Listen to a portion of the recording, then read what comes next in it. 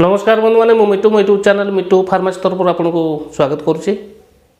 बंधु मैंने आपण जदि काश हो थंडा काश होता आप डॉक्टर कंसल्ट करुँच गोटे सिरप लिखि दौरान कफ सिरप जोटा कि तार दाम मिनिममटा 100 टंका किंतु आज आलोचना करी गोटे टैबलेट जोटा कि आपंकर थंडा काश भल करता बटिका दाम मात्र 6 टंका 50 पैसा 6 टंका 50 पैसा आपंकर थंडा काश क्लीयर। टैबलेट कौन आसन जाना वीडियो शेष पर्यटन देखते और जानतु से टैबलेट विषय में। जो टैबलेट आपंकर थंडा काश बहुत भल ता सहित आउ कौ क्षेत्र में व्यवहार कर जाना। जब मैं चैनल नुआ चैनल को सब्सक्राइब करूँ बेल आइकन प्रेस करूँ वीडियोटी शेष पर्यटन देखूँ। आसन बंधु मैंने डेरी नक आलोचना करवा से जो टैबलेट हूँ कौन टैबलेट हूँ आपंकर एलसीटॉप ए टैबलेट। एलसीटॉप ए टैबलेट विषय जाना ये हूँ आपंकर ओलामिक हेल्थ केयर प्राइवेट लिमिटेड प्रस्तुत करुच्ची। ये स्ट्रिप आस गोटे स्ट्रिप्रे 10टा टैबलेट 10टा टैबलेट को एमआरपी रही जाऊँगी 65 टंका मैंने गोटे टैबलेट दाम 6 टंका 50 पैसा। बंधु मैंने जानिले आउ जाना कौन कौन एथर मिसिक अच्छी।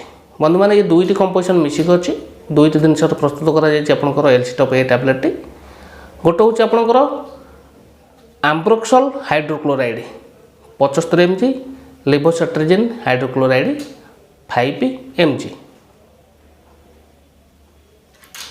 जानिले बंधु मैंने एलसीटॉप ए टैबलेट विषय में आसन जाना यूजेस बंधु मैंने आपको डॉक्टर को एडवाइस द्वारा दि जाए कि रेजिस्टर्ड फार्मासिस्ट आपको देता व्यवहार करने आप लक्ष्य करेंगे एलर्जिक कंडीशन आपको ठंडा हो जाए नाकुर पानी बुए नाक जाम हो जाए कि कफटा गड़गड़ हुए ता सहित काश होता है तंटीटा से सलसिला चला भाया लगुता है काश होता है। मुख्य जिनस ये हूँ आपंकर थंडा जनित काश बहुत भल काम करता है आपंकर एलसीटॉप ए टैबलेट।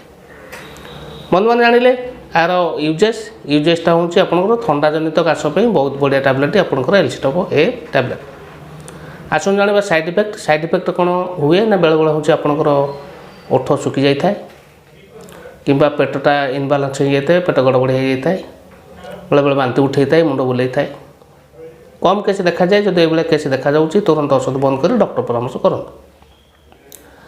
आ बंधु मैंने जाना डोजेस हूँ आडल्ट डोज आपको डॉक्टर आपंकर कंडीशन देखिए दे था तथापि जानापी कहीदे दिन को 2टी सकाल गोटे रात गोटे खाद्य पर खाइबे 3 दिन 5 दिन कि 7 दिन मत खाइब कि डॉक्टर कंसल्ट कर व्यवहार करेंगे।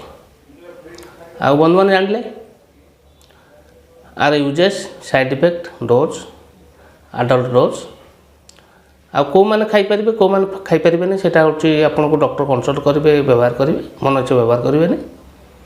बंधु मैंने पाइबे किपर जेहेतु भल कंपनी जिनसे आपे औषध दोकान सहज पाइपर।